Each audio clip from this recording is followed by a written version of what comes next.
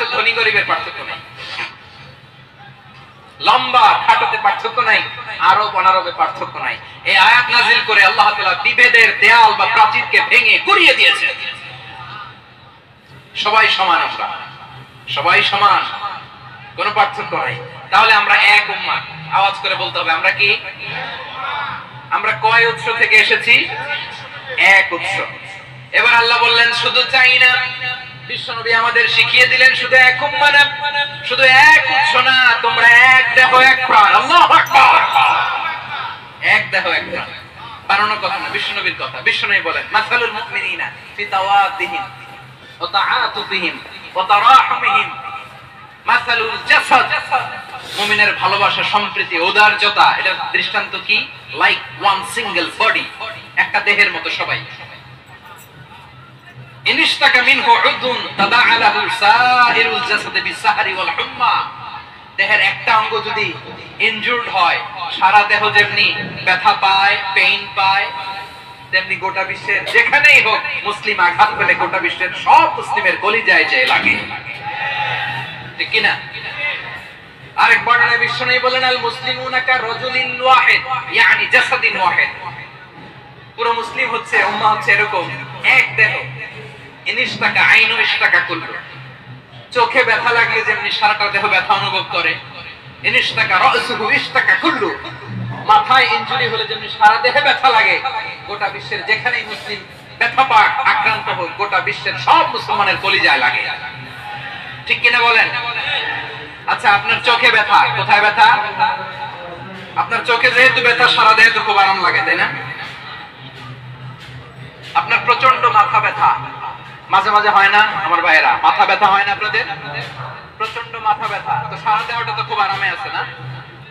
নাকি চোখে ব্যথা লাগলে, ইনজুরি হলে সারা দেহ সেই ব্যথা অনুভব করে? মাথায় ব্যথা হলে সারা দেহ সেই ব্যথা অনুভব করে কি করে না? ঠিক অনুরূপ ভাবে কাশ্মীরে আমার মুসলিম ভাইরা আক্রান্ত হলে আমাদের হৃদয়ে রক্তক্ষরণ হয় কি হয় না? ফিলিস্তিনে আমার ভাইদের উপর যখন বম্বিং হয়, আমাদের চোখ বেয়ে দাঁতার করে পানি ঝরে কি ঝরে না? আমার রোহিঙ্গা মুসলিম ভাইরা যখন কাঁদে, তাদের সাথে আমরাও কাঁদি কিনা? কেন কাঁদি? কারণ এক দেহ। কথা বুঝে নাই? আওয়াজ করে বলেন এক দেহ। এই আপনাদের আওয়াজ, হ্যাঁ? ব্যাটারি ফিউজ হয়ে গেছে।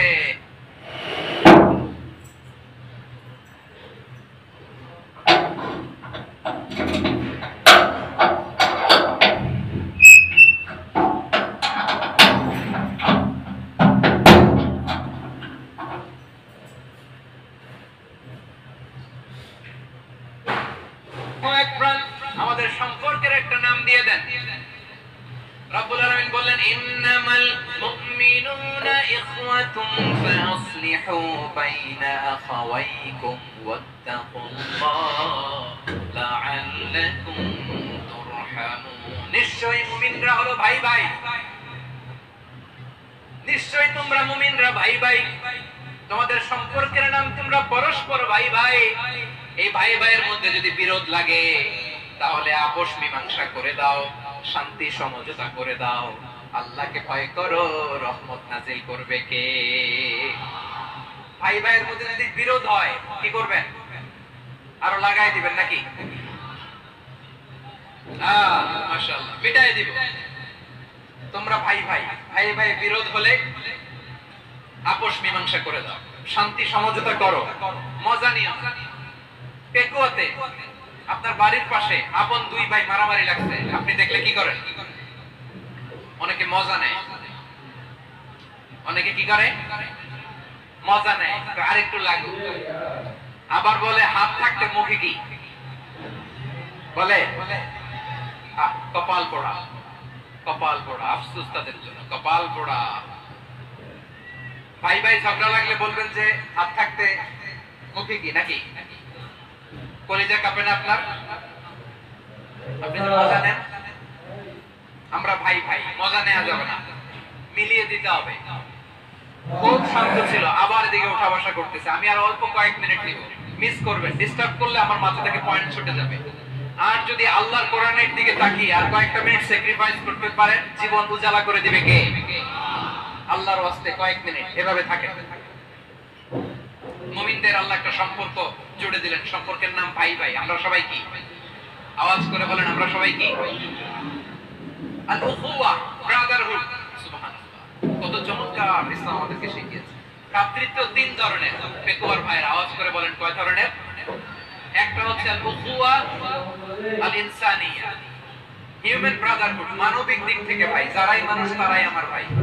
পেকুয়ায় হিন্দু পাড়া আছে নাকি? বড়ুয়া পাড়া আছে নাকি? এরাও কিন্তু আমাদের ভাই। এরা কি?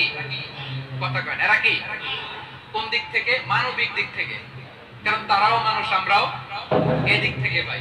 এটাকে বলে হিউম্যান ব্রাদারহুড, আল উখুওয়া আল ইনসানিয়া। ভ্রাতৃত্বের আরেকটা রূপ হচ্ছে আল উখুওয়া আন নাসাবিয়্যা, রক্তের সম্পর্কের ভাই, আমার আপন ভাই। তিন নম্বর প্রকার হচ্ছে আল উখুওয়া আদ-দীনিয়া, দ্বীনি ভাই। এটা নিয়ে কথা বলতেছি আমি।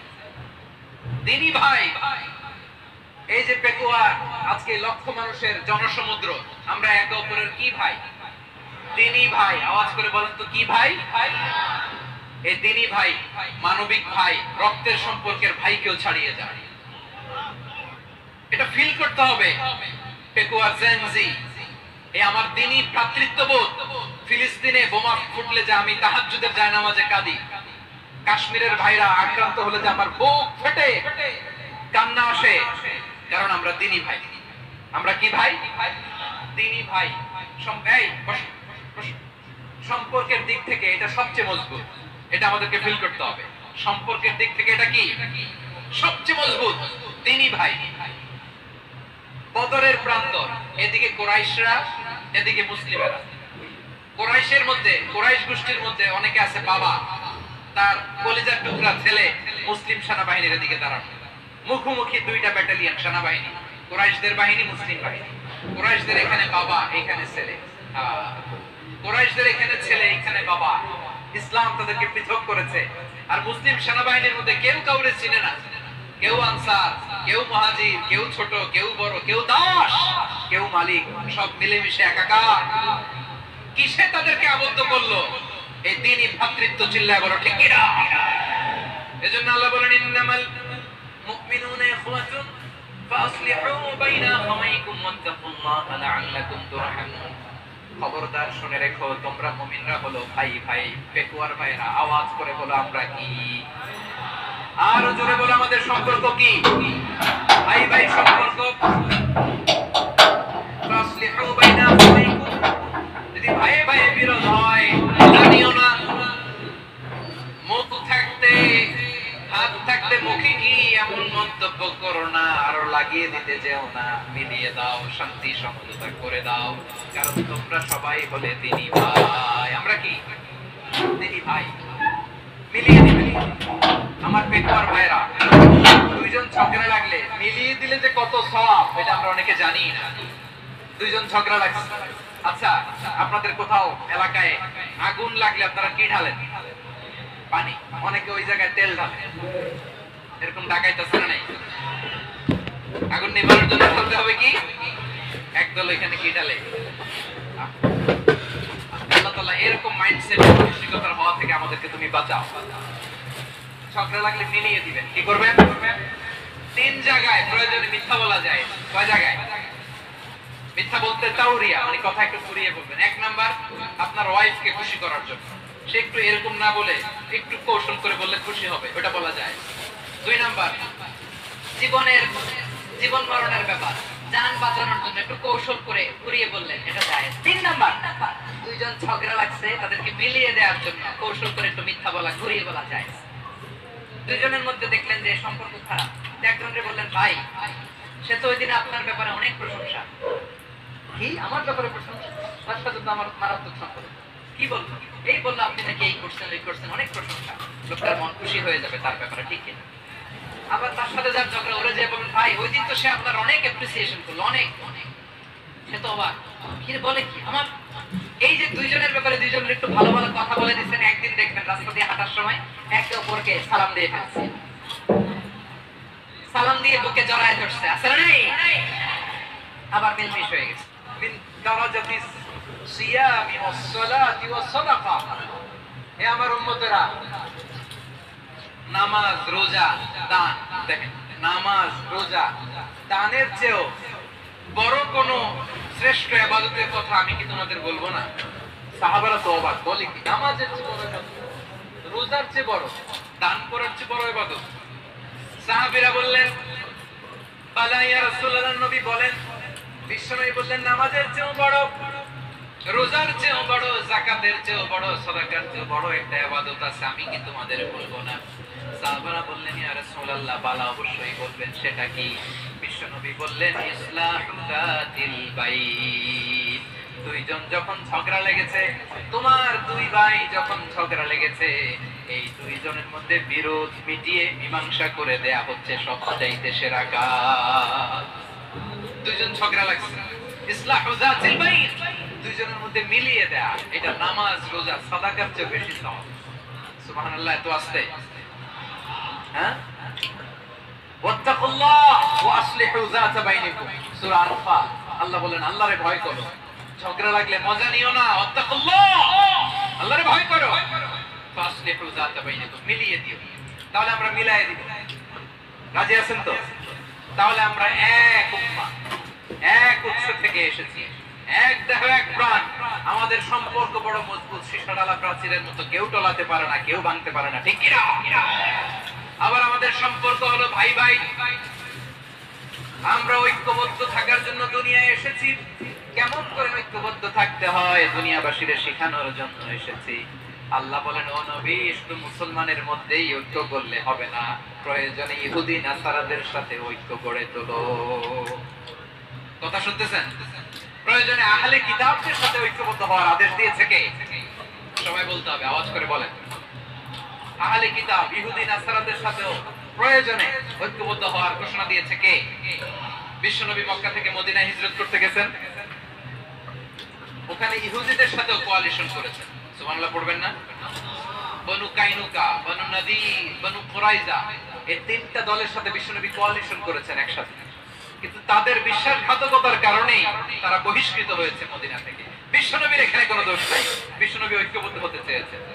আল্লাহ তাআলা নবীরে বললেন, নবী তুমি তাদেরকে বলো, ও আহলে কিতাবের ভাইয়েরা, ইহুদি নাসারারা, এসো এসো এসো, আমরা এমন একটা বিশ্বাসের প্রশ্নে একত্রিত হই, যে বিশ্বাস তোমাদের নবীরাও প্রচার করেছে, যে বিশ্বাস আমিও প্রচার করি, যে বিশ্বাসের কথা তোমাদের পবিত্র ধর্মগ্রন্থগুলোতে রয়েছে, আবার যে বিশ্বাসের কথা আমার কোরআনের মধ্যেও রয়েছে, আসলে ওই কথায় আমরা একত্রিত হই। সুবহানাল্লাহ।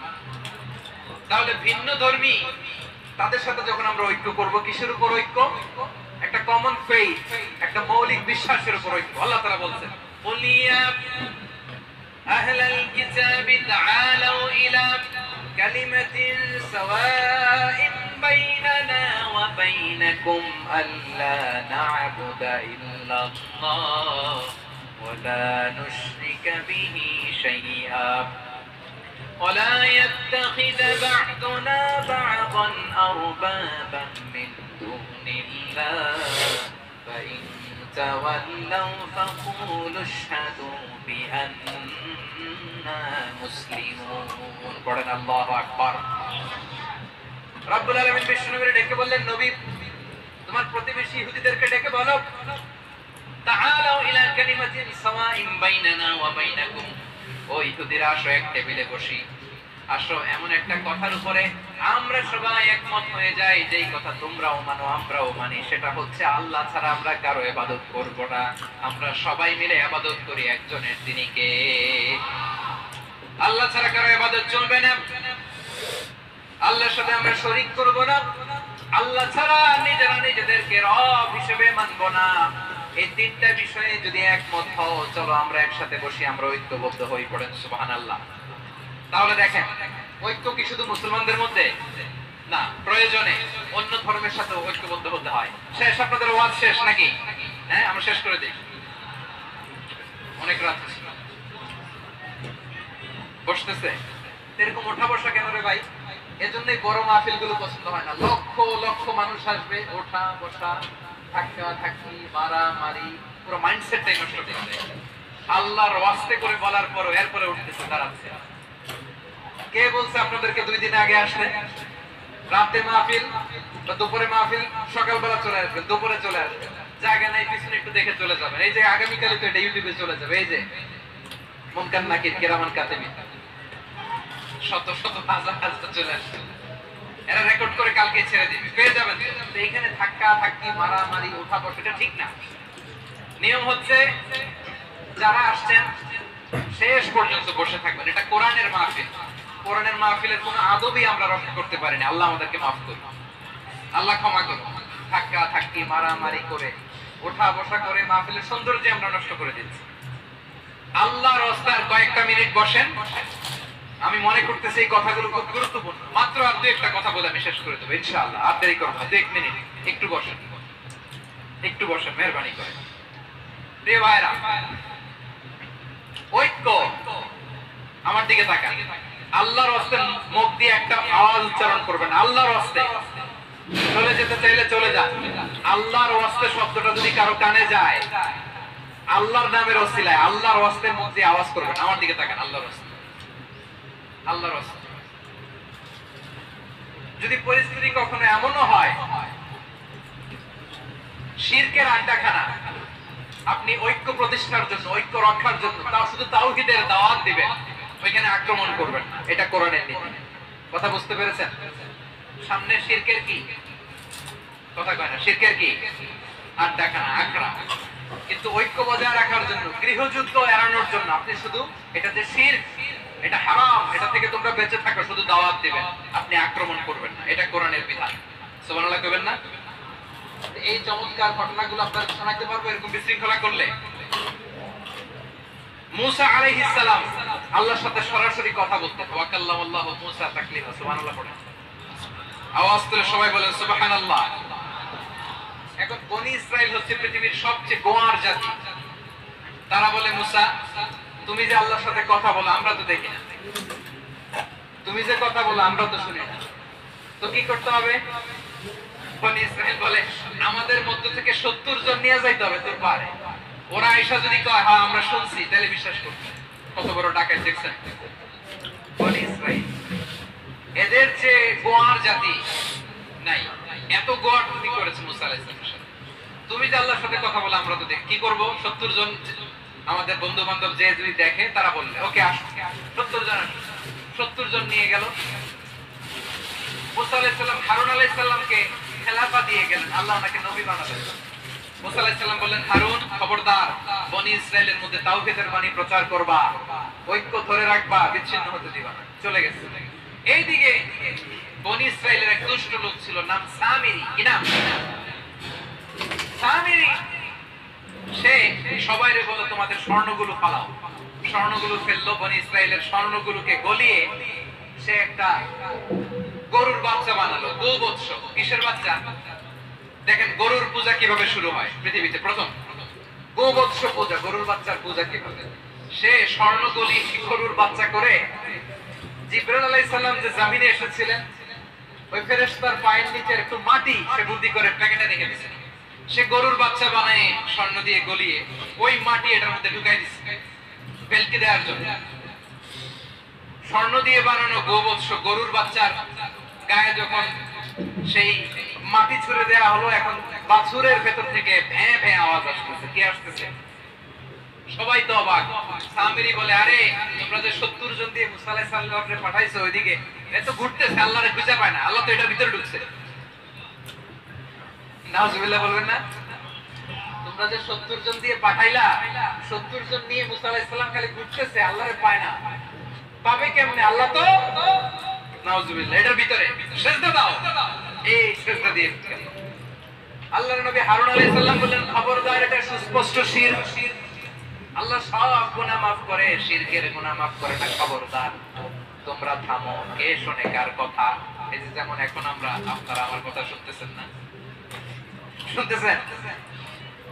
হারুন আলাইহিস সালাম বললেন, খবরদার, এই শিরকি কাজে তোমরা সংযুক্ত হয়ো না। তোমাদেরকে কি মনে নাই আমার ভাই মুসা আলাইহিস সালাম কি বলছে? আল্লাহ শিরক maaf করে না। খবরদার, শিরক করো না, আল্লাহরে ভয় করো। হারুন আলাইহিস সালাম তাদেরকে বুঝালেন, শিরক করো না, আল্লাহরে ভয় করো। শুধু এতটুকুই তিনি বুঝালেন, দাওয়াতি কাজ পালন করলেন, কিন্তু প্রতিরোধ করেন নাই, সশস্ত্র সংগ্রামে লিপ্ত হন নাই, বাধা দেন নাই। কারণ গৃহযুদ্ধ বেঁধে যেতে পারে। উনি ভাবলেন, আমি যদি আমার বাহিনী নিয়ে দাওয়াত দেওয়ার সাথে সাথে প্রতিরোধ করি, আক্রমণ করি, ওরাও আমারে আক্রমণ করবে, ব্লাড ব্লাডশিট হবে, রক্তপাত। এমন অবস্থা হবে বনি ইসরাইলের মধ্যে যেটা হয়তো আমার ভাই মুসাও কন্ট্রোল করতে পারবে না। সুবহানাল্লাহ কইবেন না? এক একজন নবীকে আল্লাহ তাআলা কি ইন্টেলেক্ট দিয়ে পাঠিয়েছেন।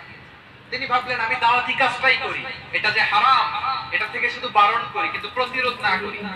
আমি যদি ঐক্য ধরে রাখতে পারি বাকিটা আমার ভাই সামলে নেবে। সুবহানাল্লাহ। হারুন আলাইহিস সালাম প্রতিরোধ করলেন না। বনি ইসরাইলের মধ্যে গৃহযুদ্ধ বেঁধে যাওয়ার আশঙ্কায় প্রতিরোধ করলেন না, আক্রমণ করলেন না, শুধু দাওয়াত দিলেন। ইন দা মিনটাইম মুসা আলাইহিস সালাম আল্লাহর সাথে কথা বলে যখন ফিরে আসলেন দেখলেন বনি ইসরাইলের অধিকাংশ লোক মুশরিক হয়ে গেছে। মুশরিক হয়ে গেছে। মুসা আলাইহিস সালাম রেগে গেলেন। রেগে প্রথমে বনি ইসরাইলদেরকে অ্যাটাক না করে ভাইয়ের দাড়ি তুললেন। হারুন আলাইহিস সালামের দাড়ি আর চুল। মেজাজি নবী ছিলেন। হারুন তুমি কি করলা? তোমারে কি দায়িত্ব দিয়ে গেলাম? তুমি কি করলা? তুমি থাকতে বনি ইসরাইল কেমন করে শিরকের কাজে নিমজ্জিত হয়ে যায়? সাইয়েদনা হারুন আলাইহিস সালাম বললেন ইন্নী, কোরআন সাক্ষী, কোরআন থেকে কোট করছি, ইন্নী খাশিতু আন তাকুলা ফাররাকতা বাইনা বনি ইসরাঈলা ওয়া লাম তারকুব কওলি। আমার ভাই আমার দাড়ি ধরবেন না, আমার মারবেন না। আমি ভয় করেছি, আমি ভয় পেয়েছি, না জানি আপনি বলেন তুমি কেন খাশিতু আন তাকুলা ফাররাকতা বাইনা বনি ইসরাঈল, আপনি এসে আমারে যদি বলেন তুমি কেন ঐক্য ধরে রাখলে না, কেন মারামারি হলো, কেন রক্তপাত হলো, তোমারে কি এই দায়িত্ব আমি দিয়ে দিয়েছিলাম? আমার কথার দিকে কি তুমি ভ্রুক্ষেপ করো নাই? আমি যে বলছি তাওহীদের বাণী প্রচার করবা আর ঐক্য ধরে রাখবা, আমার কথা কি শোনো নাই? আপনি আমারে ধমকাবেন, এই জন্য আমি প্রতিরোধ করি নাই, আক্রমণ করি নাই, গৃহযুদ্ধ আটকানোর জন্য কিন্তু আমি দাওয়াত দিয়েছি। সুবহানাল্লাহ পড়েন। ঐক্য ধরে রেখেছেন। মুসা আলাইহিস সালাম মুহূর্তেই সামিরীকে আক্রমণ করলেন, অ্যাটাক করলেন, শাস্তি দিলেন। মুহূর্তেই ওই গোবৎস গরুর বাছুরকে ভেঙে চুড়ে মেসাকার করে সাগরের মধ্যে ভাসিয়ে দিলেন। পুরো বনি ইসরাইলকে আবার তাওহীদের উপর প্রতিষ্ঠিত করলেন। পড়েন সুবহানাল্লাহ। এই ঘটনা থেকে শিক্ষা কি? শিক্ষা হচ্ছে আপনি শিরকের আড্ডাখানা দেখলেও বৃহৎ স্বার্থে তাওহীদের দাওয়াত দিবেন, প্রয়োজনে আপনি ঐক্য নষ্ট করবেন না। সুবহানাল্লাহ বলবেন না? তাহলে ঐক্যের গুরুত্ব বেশি না কম বলেন? আওয়াজ করে বলেন। ওয়া'তাসিমু বিহাবলিল্লাহি জামিআ, আল্লাহর রশিকে আঁকড়ে ধরো। ওয়ালা তাফাররাকু, তোমরা বিচ্ছিন্ন হয়ো না। পেকুয়ার ভাইরা আওয়াজ করে বলেন তো আদেশটা কার? এখন বলেন আমাদের ঐক্যবদ্ধ জীবনের দরকার আছে না নাই? এই যে ডক্টর মোহাম্মদ ইউনূস আমাদের লিডার, উনি যে আমাদেরকে জাতীয় ঐক্যের আহ্বান জানিয়েছে, ওনার আহ্বানে আমাদের সাড়া দেওয়ার দরকার আছে না নাই? রাজনীতিবিদদের যে ডাকছে খুশি লাগে না আপনার? আলেমদের ডাকছে খুশি লাগে নাই? আলহামদুলিল্লাহ বলবেন না? আলহামদুলিল্লাহ। সবাইকে ডেকেছে, ঐক্যবদ্ধ করেছে। আমরা ঐক্যবদ্ধ থাকতে চাই, আমরা ঐক্যবদ্ধ জীবন চাই, আমরা আর কাদা ছড়াছড়ি করতে চাই না। রাজি আছেন সবাই? এখন আমরা যদি ঐক্য নষ্ট করি আমাদের কি কি সমস্যা, কি ক্ষতি, কি কুফল? অনৈক্যের কুফল কি? কয়েকটা কুফলের কথা বলে শেষ করব। প্রিয় ভাইরা, what are the drawbacks and disadvantages of division, social and political division in the society? Disunity. আমরা যদি বিচ্ছিন্ন হই, একে অপরের যদি মারামারি করি, একজন যদি আরেকজনের কাফের ফতোয়া দেয়, আমাদের কি ক্ষতি? শুনবেন? কথা কয় না, শুনবেন? এক নাম্বার ক্ষতি হচ্ছে আমরা যদি বিচ্ছিন্ন হই আমাদের শক্তি কমে যাবে, আমাদের পাওয়ার আমরা হারাবো। আমাদের কি হারাবো?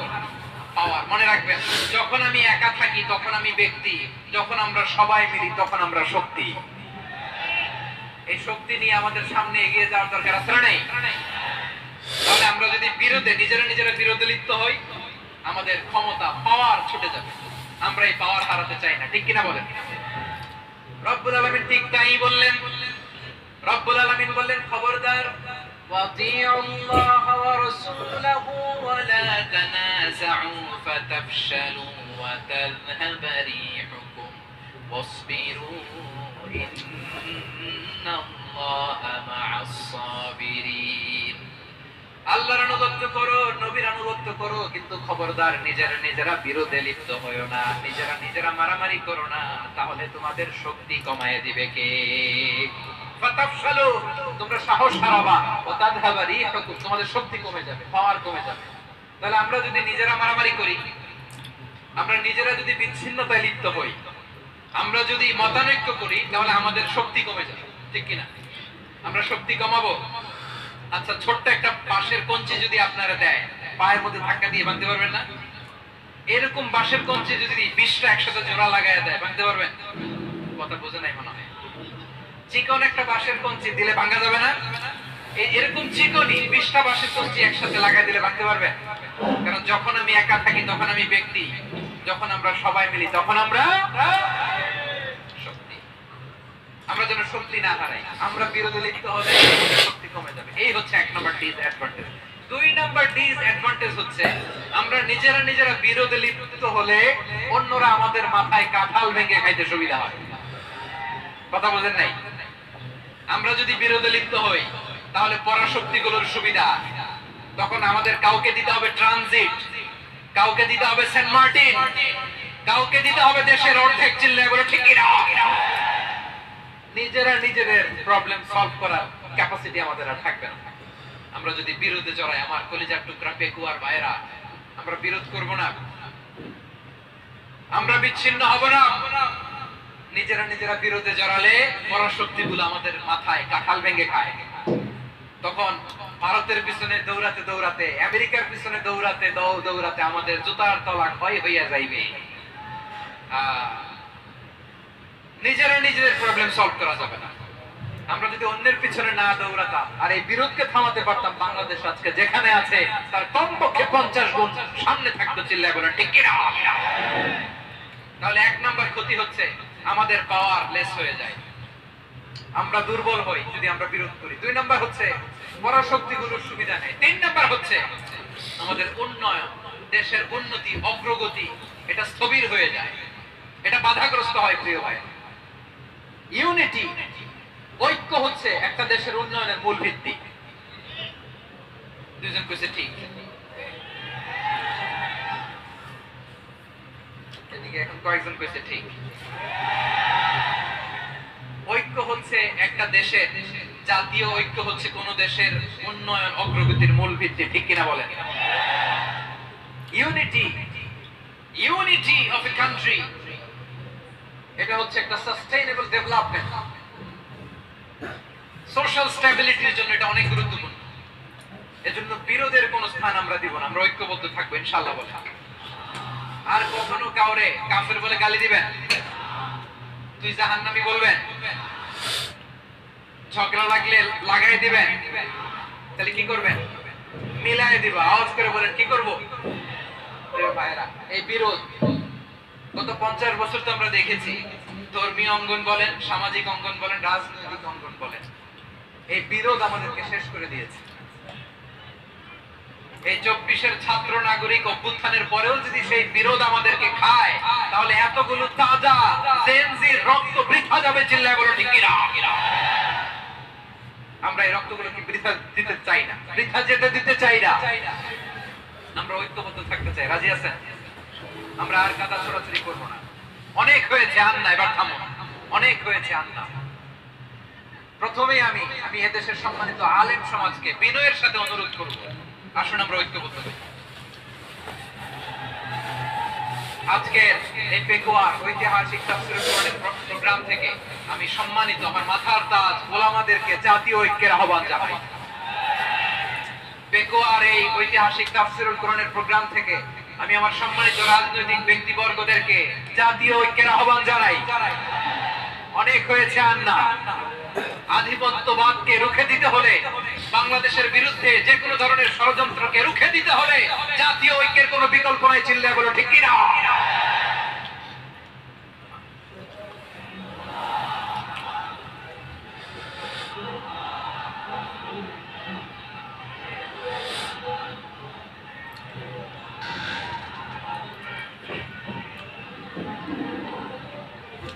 আমার প্রিয় ভাইয়েরা, আমার ভাইয়েরা, আর কাদা ছড়াছড়ি করবো না ইনশাআল্লাহ বলে। আল্লাহুম্মা ফাশহাদ, আল্লাহ তুমি সাক্ষী থাকো, আল্লাহ তুমি তৌফিক দাও। আওয়াজ করে পড়েন আমিন। আর একে অন্যকে কাফির বলে গালি দিব না, ঠিক কিনা বলেন?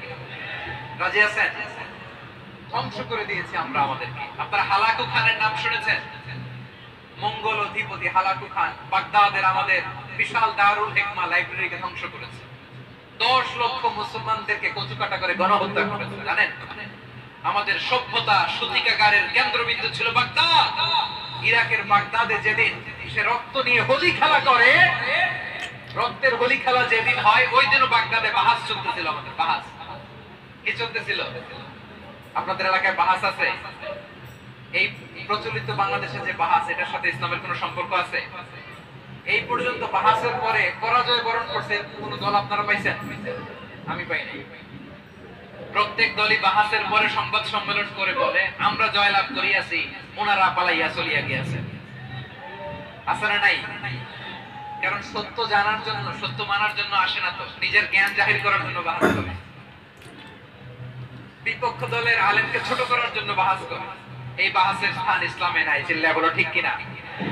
এই সমস্ত বাহাসের দিন শেষ। ঐক্যবদ্ধ হওয়ার বাংলাদেশ।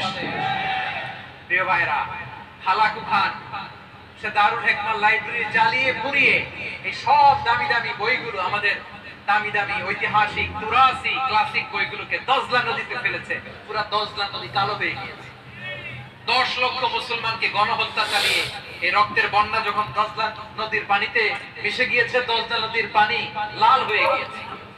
যেই দিন বাগদাদে গণহত্যা চলে, ওই দিনও বাগদাদে বাহাস চলতেছিল। কিসের বাহাস জানেন? মেসওয়াক, ডান মারি থেকে করা সুন্নাহ, এটা আমরা জানি। এখন কি উপরের মারি না নিচের মারি? বাহাসের বিষয়। এই বাহাস করবেন আপনারা। বিশ্ব যখন এগিয়ে চলেছে, আমরা তখন বসে বিবি তালাকের ফতোয়া খুঁজেছি কোরআন হাদিস চষে। তালাক ইসলামের অনেক গুরুত্বপূর্ণ অনুষঙ্গ। তালাক কোরআনের একটা সূরা।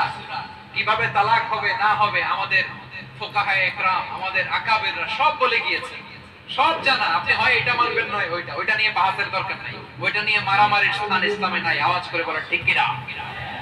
এখন বেকুয়ার ভাইরা, শেষ কথা বলি, আওয়াজ করে বলেন আমরা ঐক্যবদ্ধ হতে চাই কি চাই না? চান? এই যে আমি বিনয়ের সাথে আলেম সমাজকে জাতীয় ঐক্যের আহ্বান জানালাম, এটার সাথে আপনারা সংহতি প্রকাশ করেছেন? বিনয়ের সাথে আজকের এই বেকুয়ার ময়দান থেকে আমাদের রাজনৈতিক নেতৃবৃন্দদেরকে জাতীয় ঐক্যের আহ্বান জানাই, আপনারা সংহতি প্রকাশ করেছেন? এখন এটা রোড ম্যাপ কি, কিভাবে আমরা ঐক্য প্রক্রিয়াতে এগিয়ে যাব? শেষ কথা বলি, একেবারে সহজ। আমাদের ওলামা মাশায়েখদেরকে, আমার মাথার তাজ, তাদেরকে আমরা বলি, এই যে আমরা ঐক্যবদ্ধ হই নাই, আমরা কি বড় কিছু অর্জন করে ফেলছি? বলেন, আমরা কি খুব পাওয়ার সম্মানের জায়গায় আছি? খুব স্ট্রেংথের জায়গায় আছি? তো কিছুই তো নাই। আপনি ঐক্যবদ্ধ হইলে সমস্যা কোথায়? এমন তো না ঐক্যবদ্ধ না হওয়ার কারণে এতদিন আপনার অনেক কিছু ছিল, ঐক্যবদ্ধ হলে আপনি হারাবেন, এমন তো না। তো কিছুই যেহেতু আপনার নাই, আমার নাই, ঐক্যবদ্ধ হলে আমরা সমস্যা কোথায়? ঐক্যবদ্ধ হয়েই দেখি না, ঠিক কিনা? ঐক্যবদ্ধ হওয়ার দুইটা ওয়ে। রাজনৈতিক ঐক্য কিভাবে হবে? রাজনৈতিক সম্মানিত নেতারা ঠিক করবেন। আলেমরা কিভাবে ঐক্যবদ্ধ হবেন? শেষ কথা বলে শেষ করছি, খুব গুরুত্বপূর্ণ। This is the punching line. এদিকে তাকান। ঐক্য হবে দুইটা পদ্ধতিতে। একটা হচ্ছে কমন গ্রাউন্ড নিয়ে, বেসড অন কমন গ্রাউন্ড। যেমন ধরেন, আমরা নামাজ কায়েম করতে চাই, জামাত ইসলাম এই কথার উপর একমত আছে না নাই? নামাজ কায়েম হোক, একমত না জামাত ইসলাম? হেফাজত একমত না? ইসলামী আন্দোলন একমত না? তাবলীগের ভাইয়েরা একমত না? পীরের মুরিদের একমত না? আপামর তাওহীদি মুসলিম জনতা একমত না? তাহলে নামাজ কায়েম করতে হবে। নামাজ কায়েম করতে হবে, এই কমন গ্রাউন্ডে আমরা সবাই একমত, ঠিক কিনা? যাকাত আদায় করতে হবে, সবাই একমত, ঠিক কিনা? কথা নাই, কথা নাই। যাকাত আদায় করতে হবে, সবাই একমত, ঠিক কিনা? নারীদের পর্দা করতে হবে, শালীন পোশাক পরতে হবে, একমত সবাই, ঠিক কিনা? বৈষম্য বিরোধী বাংলাদেশ চাই, সবাই একমত, ঠিক কিনা? Meritocracy, meritocracy. আর কোন মামা চাচার ফোনে পদ দিলে হবে না, মেধার ভিত্তিতে সবগুলো পদ ঠিক করতে হবে। চিল্লা করে ঠিক কিনা? আমরা একমত না? স্বাধীনতা সার্বভৌমত্বের প্রশ্নে আমরা সবাই একমত, ঠিক কিনা? আমার নবীরে গালি দিলে রাষ্ট্রীয়ভাবে সর্বোচ্চ শাস্তি তার নিশ্চিত করতে হবে, ঠিক কিনা? এরকম 10টা কমন গ্রাউন্ড আমাদেরকে, 1 2 3 4 5 10, এই 10টা কমন গ্রাউন্ডে আমরা সবাই এক। এই ইউটিউবার, এই যে ইউটিউবার, এদিকে তাকাও। 10টা কমন গ্রাউন্ডে আমরা সবাই এক। এই 10টা কমন গ্রাউন্ডকে সামনে রেখে বিশাল জনসমাবেশ করেন সোহরাওয়ার্দীর ময়দানে, সবাই আসেন। জামাত ইসলাম, হেফাজতে ইসলাম, ইসলামী আন্দোলন, পীরের মুরিদ, তাবলীগ, খেলাফত মজলিস সবাই একসাথে হন, তাহলে সবাই জানবে যে এই 10টা বিষয় আমরা একমত। বলেন, এই এই ঐক্যতে আপনার দরবার যাবে, দরবার নষ্ট হবে, আপনার দল নষ্ট হবে, আপনার আকীদা নষ্ট হবে না। আমার মাথার তাজ সম্মানিত উলামায়ে কেরাম, এই 10টা কমন গ্রাউন্ডে যদি এক হন, আপনার আকীদা নষ্ট হবে, আপনার আকীদা আপনার, আমার আকীদা আমার, আপনার দল আপনার, আমার দল আমার, আপনার পলিসি আপনার, আমার পলিসি আমার, কারো কিছু নষ্ট হবে না। কিন্তু যে বিষয়ে আমরা সবাই একমত, এরকম 10টা মৌলিক পয়েন্টে আমরা একমত হতে চাই কি চাই না?